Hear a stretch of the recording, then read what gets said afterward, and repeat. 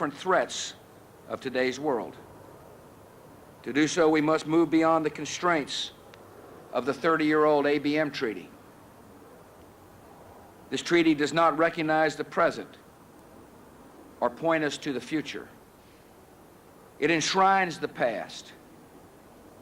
No treaty that prevents us from addressing today's threats, that prohibits us from pursuing promising technology to defend ourselves, our friends, and our allies, is in our interests or in the interests of world peace. This new framework must encourage still further cuts in nuclear weapons. Nuclear weapons still have a vital role to play in our security and that of our allies. We can and will change the size, the composition, the character of our nuclear forces in a way that reflects the reality that the Cold War is over. I'm committed to achieving a credible deterrent with the lowest possible number of nuclear weapons consistent with our national security needs, including our obligations to our allies. My goal is to move quickly to reduce nuclear forces. The United States will lead by example to achieve our interests and the interests for peace in the world. Several months ago, I asked Secretary of Defense Rumsfeld to examine all available technologies and basing modes for effective missile defenses that could protect the United States, our deployed forces, our friends, and our allies. The Secretary has explored a number of complementary and innovative approaches. The Secretary has identified near-term options that could allow us to deploy an initial capability against limited threats. In some cases, we can draw on already established technologies that might involve land-based and sea-based capabilities to intercept missiles in mid-course or after they re-enter the atmosphere. We also recognize the substantial advantages of intercepting missiles early in their flight, especially in the boost phase. The preliminary work has produced some promising options for advanced sensors and interceptors that may provide this capability. If based at sea or in aircraft, such approaches could provide limited but effective defenses. We have more work to do to determine the final form the defenses might take. We will explore all these options further. We recognize the technological difficulties we face, and we look forward to the challenge. Our nation will assign the best people to this critical task. We will evaluate what works and what does not. We know that some approaches will not work. We also know that we'll be able to build on our successes. When ready, and working with Congress, we will deploy missile defenses to strengthen global security and stability.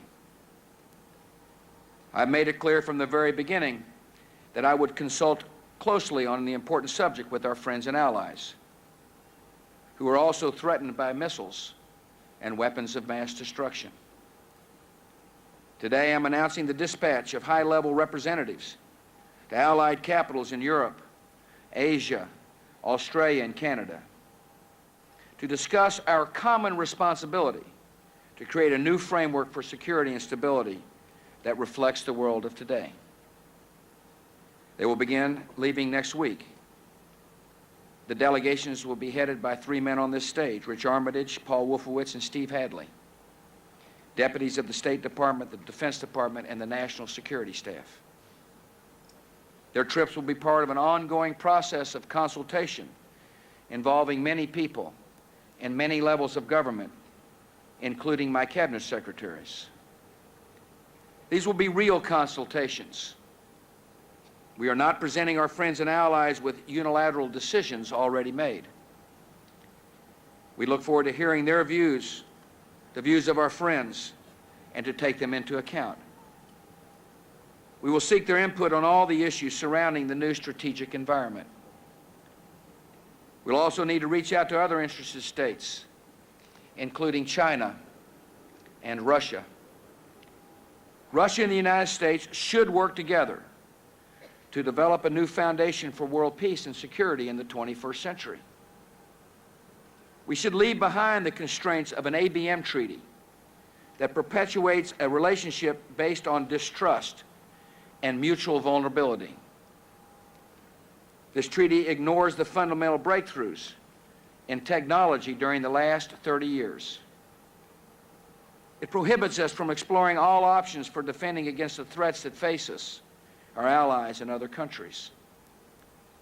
That's why we should work together to replace this treaty with a new framework that reflects a clear and clean break from the past, and especially from the adversarial legacy of the Cold War. This new cooperative relationship should look to the future, not to the past. It should be reassuring rather than threatening. It should be premised on openness, mutual confidence, and real opportunities for cooperation, including the area of missile defense. It should allow us to share information so that each nation can improve its early warning capability and its capability to defend its people and territory. And perhaps one day, we can even cooperate in a joint defense. I want to complete the work of changing our relationship from one based on a nuclear balance of terror to one based on common responsibilities and common interests. We may have areas of difference with Russia, but we are not and must not be strategic adversaries. Russia and America both face new threats to security. Together, we can address today's threats and pursue today's opportunities. We can explore technologies that have the potential to make us all safer. This is a time for vision, a time for a new way of thinking, a time for bold leadership. The looking glass no longer stands its 24-hour-a-day vigil. We must all look at the world in a new, realistic way to preserve peace for generations to come. God bless. President Bush at the National Defense University in Washington, D.C., making a statement of the way he sees the changing strategic relationship after the end of the Cold War. He said that the sun is coming up on a vastly different world after the end of the Cold War. One of the key questions which has been raised before this speech is about the issue of the ABM Treaty, the Anti-Ballistic Missile Treaty of 1972. He made two references to it. He said, first of all, that no treaty that stops us defending us or our allies is in the interests of peace. He also said, quote, we must leave behind the constraints of the ABM Treaty as well. He also said we must move to a different form of credible deterrent, which is needed with the lowest number of weapons.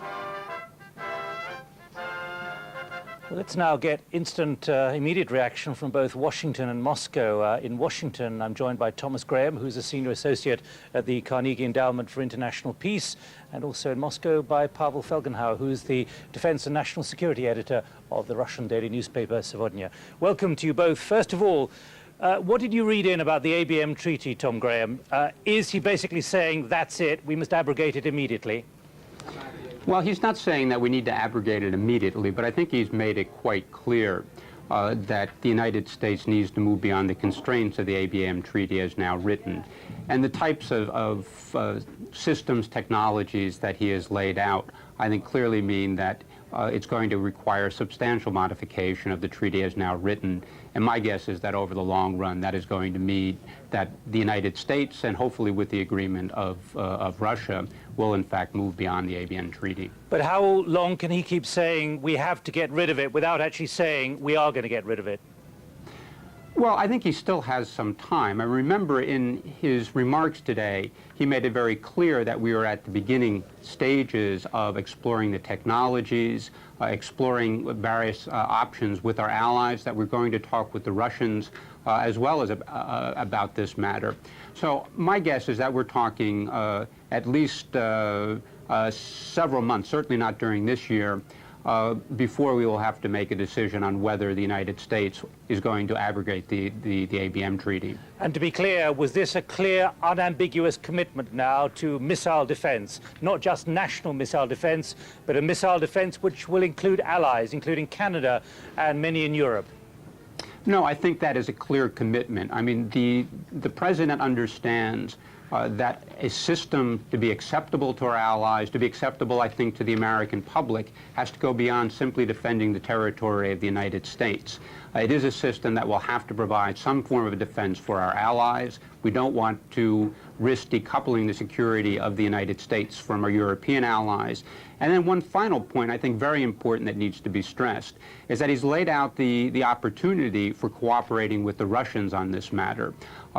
Towards the end of his speech, he said he did not rule out a time when the United States and Russia could cooperate actively on missile defense. I think that is certainly directed towards Moscow, and it is, I think, a hopeful sign, and one hopes that the Russian side will react to this positively. Well, Tom, stand by, because we'll go direct to Moscow. Pavel Felgenhauer, how is this going to be read at the Kremlin? Is this going to be a message of cooperation? There was a 12-minute telephone call between President Bush and President Putin earlier today.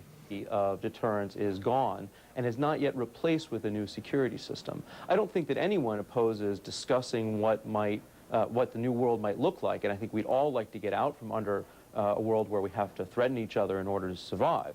But until you know exactly where you'd like to go, it seems a little premature to be throwing away a treaty and a system that served us well. John Wolfsall, if you could just stay with us. We're joined also by Chris Burns, our correspondent in Frankfurt, perhaps to try to give us some perspective on the opinion of many European leaders in light of Mr. Bush's speech. Chris. Well, yes, Toomey, European leaders have been extremely skeptical about this plan, especially last year when President Clinton passed through Europe to meet with European leaders. He didn't face extremely harsh criticism, but a lot of skepticism from leaders who do question the workability, the viability of such a system, the cost of such a system, even if Washington is offering that kind of technology to share that technology with the Europeans. Europeans right now are really struggling to try to restructure and retool their own defenses right now, and are not in the mood to spend any kind of money for that kind of project. They're also worried about the relations with the Russians, being very right next to Russia. They're worried about the relations if the ABM treaty falls through, if just in general, if relations with the Russians deteriorate, and then even wider, the worry about stirring arms races in various regions, perhaps causing China to build up its strategic defenses, seeing that perhaps that its limited strategic stockpile would be rendered virtually obsolete by a missile defense system. The French as well are very worried that their nuclear force de frappe would also be rendered obsolete by some kind of an anti-ballistic missile systems in various countries, to me. Now, Chris, in many senses, the European leaders are being wooed by both the United States and Washington and Moscow, Russia, to perhaps ally or become allied with them in attempts to build their nuclear defense systems. Where then is this going to leave the situation, considering President Bush going on record saying he does not necessarily support all the amendments or aspects of the ABM treaty that they signed with the Russians? Well, that's a good question, and President Vladimir Putin in Russia is wooing, yes, is very much wooing the Europeans, offering Russian anti-ballistic missile technology, trying to set up a system with the Europeans, some kind of a rival or different system from the Americans, cheaper but perhaps not quite as effective. And yes, there is sort of a tug-of-war between the two. However, European leaders have agreed with the Americans in the sense that there could be a threat by various rogue states, if you will, or states of concern, and that something needs to be done about that. But some European leaders think that the best way to do this is through political negotiation and the threat of overwhelming retaliation with conventional forces against any smaller state that tries to strike at them. So there is a lot of concern, and that is definitely why Bush is sending its Charm Offensive team, a high-level group of delegates to various countries, and also looking ahead to May 29th when foreign ministers get together.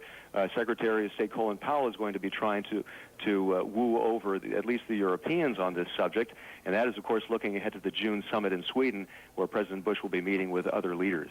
Chris Burns in Frankfurt, thank you very much. Now let's go to Moscow. Matthew Chance is in Moscow to give us some reaction from the Russians' perspective. Matthew. Thanks, Toomey. That's right. There's been no official reaction at this stage, of course, at such an early stage after the speech. But those controversial plans will be viewed very much as such here in Moscow, where, of course, there has been long-standing opposition to attempts to plans by the United States to develop and deploy a national missile defense system and to scrap or to amend the 1972 anti-ballistic missile treaty. Moscow's objections, of course, are that the plans to develop that national missile defense system could potentially impact on Russia's own nuclear deterrent and, of course, that on China, effectively destroying what Russia believes is a very fragile nuclear balance around the world that's existed for several decades now. Now, President Bush in his speech was very clear to restate U.S. assurances that the national missile defense system is intended to counter threats from what have been called rogue states in the past. In the past few months, Russia has acknowledged that such rogue states might exist in the future, but it does remind us that, you know, the states that are in question here, Iran, Iraq, North Korea, they don't have nuclear missile technology at the moment. They only have the potential to develop that technology. The countries that are going to come immediately be impacted by this national missile defense system are countries like Russia and countries like China that have active nuclear deterrents to me. Now, Matthew, defense officials in Russia have been very quick to point out that the plans that they had during the Reagan administration in creating or building their nuclear defense system had been abandoned but not been destroyed. So, in other words, the progress that they made up until then is still there, and it's very easy for them to just divert the money once again to continue those plans. Is that, in fact, a real possibility? Well, the Russian administration here, Russian officials and analysts that I've spoken to say there are a number of countermeasures that the Russians could undertake if the United States were to go ahead and go ahead with this plan to develop and deploy the national missile defense system. Go ahead, that is, without bringing Russia along in the negotiating process.